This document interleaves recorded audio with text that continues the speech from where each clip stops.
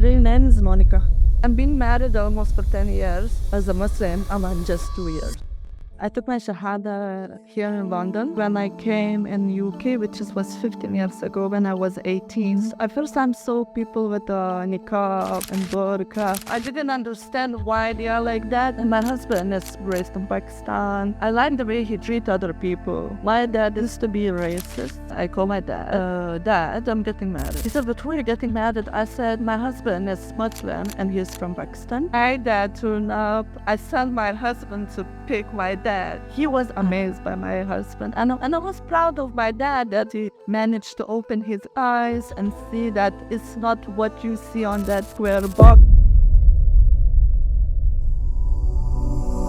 My real name is Monika.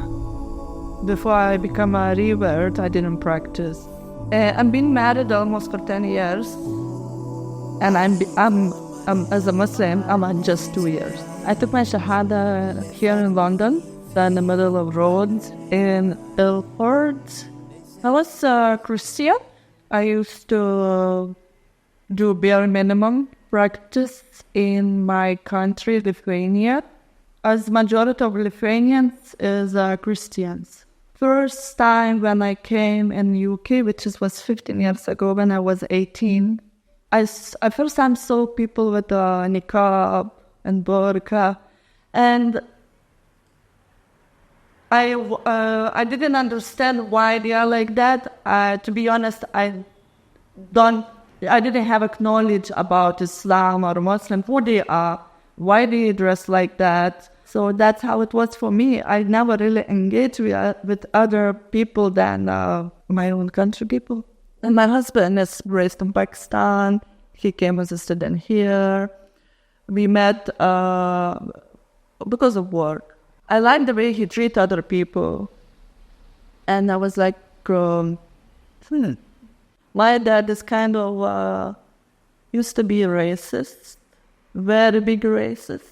Like, I got niqab. I didn't wipe my dad. We just have a small niqab. And then I was like, okay, you go to a niqab, now I want my wedding. Like, what you call it, English wedding. I call my dad. I said, Dad, I'm getting married. He said, but who are you getting married? I said, my husband is Muslim and he's from Pakistan. If you can bear it and accept it, you're more than welcome to come. If you can't, well, it's your choice. My dad turned up and I didn't go to airport to pick my dad. I sent my husband to pick my dad. I wanted my dad to see what my husband is, because from the place we was living, it was a bit of journey, like 2 hours to go to airport and come back. So I was like, they're going to have 4 hours. My dad doesn't speak English. I said to my husband, we have 4 hours to make relationship with my dad. He was amazed by my husband. And I was actually proud of my husband. And I was proud of my dad that from being racist from so many years, he managed to open his eyes and see that it's not what you see on that square box at home, which you watch every day. My dad did approve him. My husband, as a Muslim, he showed so many Islamic good things to him, which my dad questioned me why he do this. And then I explained, because he's Muslim, that's how it is in Islam. And this year in Ramadan, I was waiting for Ramadan so much. I was preparing what I'm going to do in Ramadan, what I'm going to do studies. And I said to my friend, I'm going to wear hijab on Ramadan. It's the best time to be the best. And she said, yeah, I will see. She said, but if you will put it on Ramadan, I will not allow you to take it off. And I said, like, inshallah. And second day of Ramadan, I did school run with a hijab. It was very big discomfort. First of all, I didn't know how to put it, how like everyone is staring at me, because when you go every day to school, you always walk the same way, same road. Many people know that I'm a Muslim, but because I never represent myself in the public as one, they never used to say to me salam or anything. But once I started wearing hijab, people used to say assalamu alaikum, assalamu alaikum. I kind of read this hadith that the lady, the woman who doesn't wear hijab, not even gonna smell the fragrance of Jannah. I just have this thing like, oh my God, if I'm not gonna wear hijab, and you never know when is your day to leave this dunya. I was like, I don't want that time to be my first time of wearing hijab.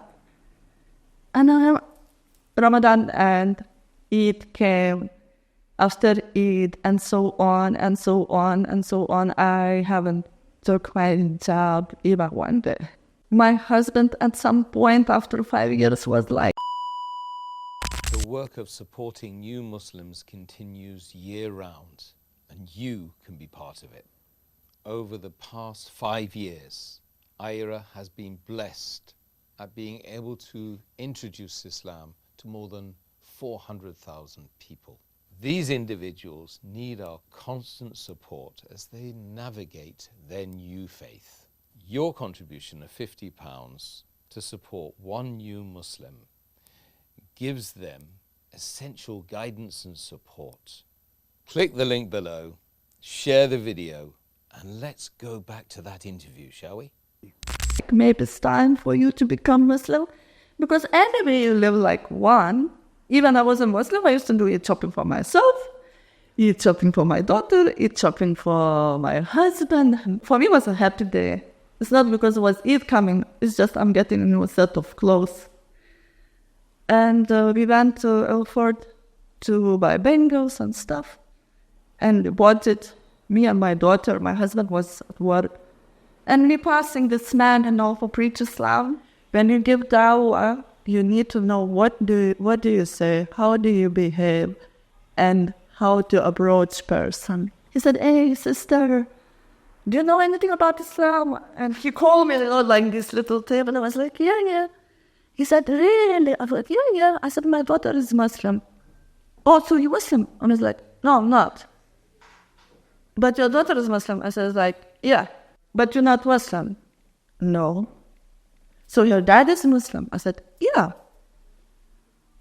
He said, so why I'm not Muslim? I was like, I don't know. He said, do you believe in God? I said, yeah, I do believe in God. I always believe in one God. My daughter was looking at me like that, and I look at my child, and I was like, yeah, I will take my shahada. Just like that. Oh, people from last 10 years, there was everyone like, oh, Bobby, but you would really be a good Muslim. I thought that moment is the right time to do it, and to do it now. I don't want to delay, Then this guy was like, right, come here, and And I was so happy that just my daughter is here, and she can, obviously, maybe she not remember this, but she kind of was my witness now. Oh, I don't want to cry, my makeup will get ruined. We spent another 10 minutes on that road, and he gave me this center address. He said, just go there. You will find this charity center. Just go there. I was like, oh, who I'm going to find there? But who I need to speak? Oh, there's a sister Alia. And I was like, okay. Then they came back home. I didn't tell everyone. I didn't tell my husband. I did not tell anyone I become Muslim. I was like, okay, I'm going to announce it without words. So I just hold the book in my hand. I made a picture as usual, as everyone. Shared it on my Facebook story. I felt emotional because if I did it in the secret, no one would know. But when you give like loudly and you pledge, I think I felt emotional because I actually finally managed to say it. It's like you have to a little bit be brave maybe as well, because I knew it at the back of my mind that maybe I would lose all my family. My mom guessed from my behavior. My mom said, are you Muslim? I said, yeah. I don't want to say exactly what she said. It was the worst words, And I was like, look, if you want to be like, if you want to continue to see me and your grandchild, you have to accept it. I said to my mom, for you it's better when I came home after party 6 o'clock in the morning. I don't want to know. I said, well, that's the problem. Because maybe you're afraid to face the reality. You don't like it? It's fine. I can understand you. But don't cross the line. Don't think about 5 weeks ahead. If you think now that you could be Muslim or is the right thing to do it. But if you don't want to come out from your bubble and you just like to continue destroying your own self in your life, I think those people will help. Like, hopeless. Maybe I just put my head down and I just...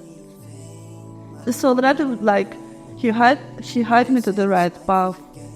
Is, what can you say, like, Alhamdulillah, Alhamdulillah, Alhamdulillah.